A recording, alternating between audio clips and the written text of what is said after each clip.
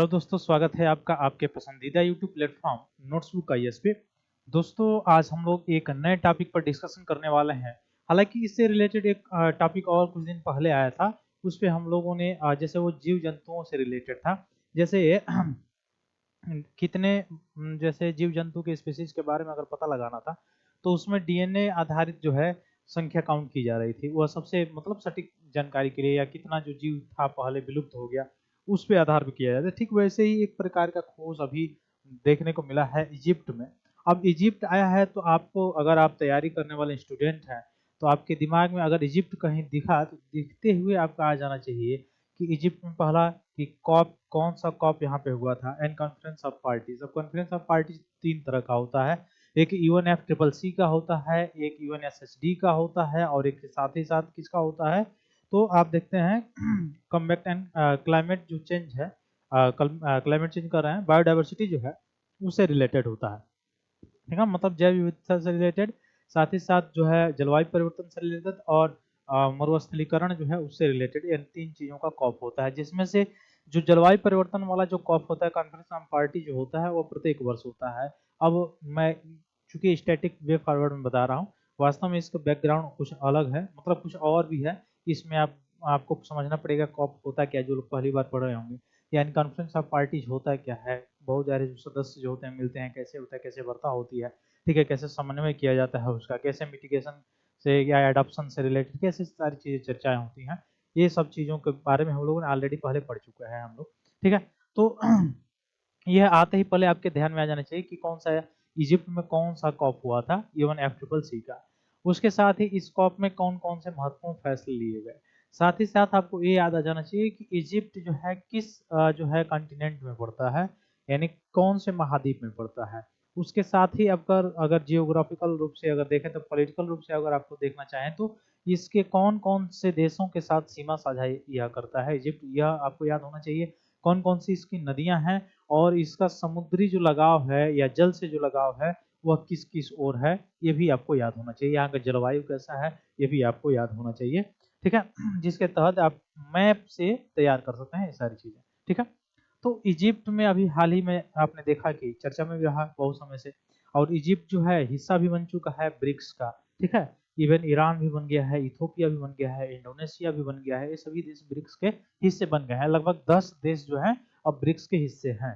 ठीक है, तो ब्रिक्स में थोड़ा सा आप लोग याद कर लीजिए। अब चूंकि ब्रिक्स के चूंकि अधिकतर देश इसमें हिस्से बने हैं, तो इस वर्ष पूरे जो है एग्जाम जितना हुआ है उसमें घूम रहा था। ठीक है, तो घूमेगा, लाजमी सी बात है। कोई चीज जो है उसमें नया ऐड होगा, तो लाजमी है कि उसमें पूछा जाएगा।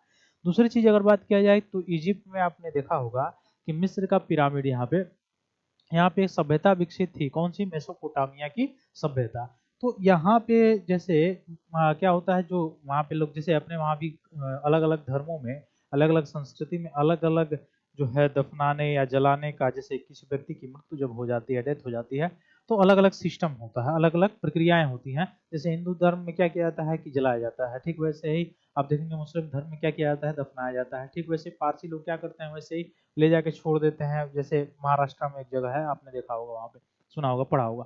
ठीक है, तो वैसे ही यहाँ पे क्या किया जाता है कि जैसे किसी व्यक्ति की डेथ हो गई, तो उसमें लेप लगा के, रासायनिक लेप लगा के, और तब उसको बांध के, और तब उसके ऊपर प्लास्टर कर दिया जाता था। प्लास्टर ऑफ पेरिस से क्या किया जाता था, एक पिरामिड नुमा जो है संरचना बना दी जाती थी। तो जिसको क्या कहा जाता था, जो लेप लगाया जाता है, रासायनिक लेप लगाया जाता था, जो इसमें डेथ हुई जो लाशेस हैं, ठीक है, या जो बॉडीज हैं, उनको क्या कहा जाता, मम्मीज कहा जाता था। ठीक ना, अब उसको रखा जाता था पिरामिड में। तो उसी में अभी हाल ही में 4500 वर्ष पहले का जो ये एक पिरामिड है, उसी में से एक जीनोम निकाला गया है, और उसके जीनोम यानी डीएनए पे फिर रिसर्च किया गया है, और रिसर्च करने पर कुछ जानकारियां इसमें से सामने निकल कर आई हैं। तो 4500 से 4800 वर्ष पहले रहने वाला एक व्यक्ति, प्राचीन मिस्र का जीनोम जो है, उसका पहला संपूर्ण अनुक्रमण किया गया है। तो अब तक का सबसे पुराना डीएनए नमूना है कौन, अभी जो निकाला गया है। ठीक ना, कहाँ से? मिस्र से निकाला गया है। इसमें प्रमुख बातें ये है कि जब पिरामिडों का निर्माण शुरू हुआ था वहां पे, तो इनके विश्लेषण से पता चलता है कि प्राचीन मिस्रवासी जो हैं, उनका अनुवांशिक जुड़ाव कहाँ से है, किससे निकटवर्ती हैं, तो लेवेंट से निकटवर्ती हैं। सब सहारा जो अफ्रीका वाला क्षेत्र है, भूमध्य सागर के लोग जो है, इनसे इनका रिलेशन है। इसके अध्ययन से मिस्र की जनसांख्यिकी जो संरचना है, प्रवास की दिशा जो है, इस पे प्रकाश पड़ेगा, इस पे जानकारी मतलब मिलेगी। और साथ ही साथ जैसे अपने कॉन्टिनेंट के बारे में भी देखा है कि पहले पेंजिया था, फिर अलग अलग हो गया, तो इससे भी जानकारियां आगे आएंगी इसमें। ठीक है, अब आप बोलेंगे कि कैसे इससे जानकारी आएंगी, तो अगर ये बहुत पहले पुराना है, ठीक उस मतलब डीएनए के आधार पे पता लगाया जाए कि यह स्थानांतरण होकर जब जा सकते हैं, तो ठीक वैसे ही जो गोंडवाना अपना लैंड है, तो उस पे जो कुछ स्पीसीज हैं, उनका रहन सहन, उनका जो सारी चीजें हैं, वो अलग कंटिनेंट पे जो मिलता है उस तरह से। ठीक है, यह खोज प्राचीन डीएनए तकनीकी की मदद से की गई है। जो अब मम्मी जैसे जो संरचना, मम्मी मतलब समझ गए होंगे आप, मैं पहले ही बता दिया, मम्मी मतलब जो डेथ हुआ जो बॉडी है, ठीक है, उसी को क्या कहा जाता है, मम्मी कहा जाता है।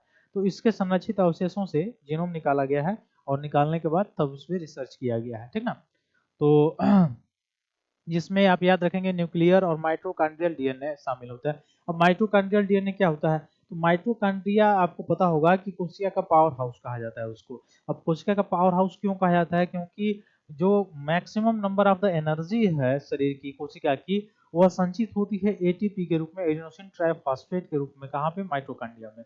और माइटोकॉन्ड्रिया में जब वो संचित होती है, तो वहां से फिर कन्वर्ट होकर, जैसे दहन जब होता है, ऑक्सीजन की आवश्यकता हमें क्यों पड़ती है, क्योंकि कोशिकाएं क्या करती हैं, शोषण करती है। अब शोषण क्यों करती हैं, कारण क्या है, क्योंकि जो एटीपी के रूप में ऊर्जा का संचय हुआ रहता है, उसका दहन होता है।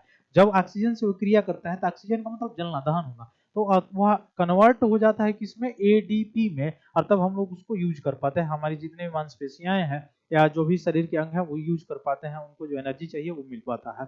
ठीक है, तो माइटोकॉन्ड्रिया डीएनए जो है इसमें मुख्य रूप से शामिल है। डीएनए जीनोम से जिन तक अगर आप देखेंगे, तो डीएनए में 4 बेस, एडेनिन, थायमिन और साइटोसिन और ग्वानिन, यह आपसे पूछा सकता है। ए, टी, सी और जी, यह किस में होता है, डीएनए में होता है।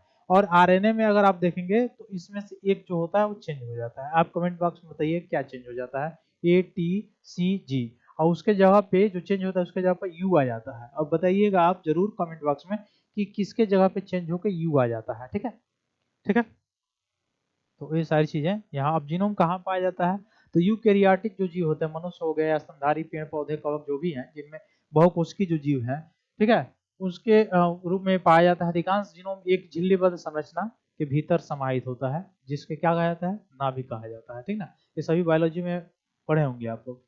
मनुष्यों और अन्य जटिल बहुकोशिकीय जो जीव हैं, उनमें जीनोम की एक प्रति शरीर के लगभग हर कोशिका में पाई जाती है। क्योंकि मनुष्य हो गया, पेड़ पौधे हो गए, बहुकोशिकीय जीव हैं, तो उनका डीएनए प्रिंट जो है सभी कोशिकाओं में क्या होता है, प्रेजेंट होता है। ठीक है, अब अपवाद स्तनधारी जो लाल रक्त जो कोशिकाएं हैं, जिनमें जीनोम नहीं होता है, क्योंकि इनमें नाभिक होता नहीं है, केंद्रक होता नहीं है आरएनए में, तो आरएनए में केंद्रक नहीं होता है, इसलिए माइटोकॉन्ड्रिया भी नहीं होता है, तो इसमें नहीं पाया जाता। बाकी जो आरएनए के अलावा अगर मुख्य रूप से अगर आप देखेंगे, रेड ब्लड जो कार्बल्स आप देख रहे हैं आरबीसी में जो है सेंट्रॉइड नहीं होता है, केंद्रक नहीं होता है। लेकिन वही डब्ल्यूबीसी की बात किया, श्वेत रुधिर कणिका है, तो उसमें सेंट्रॉइड अपना होता है, उसका केंद्रक अपना होता है। ठीक ना, तो ये सारी चीजें होती हैं। तो इसी से पता चलेगा आगे आने वाले समय में, देखते हैं फिर आगे क्या होता है। ठीक ना, तो फिर मिलते हैं हम लोग अपने अगली क्लास में। तब तक के लिए बहुत बहुत धन्यवाद दोस्तों, जय हिंद।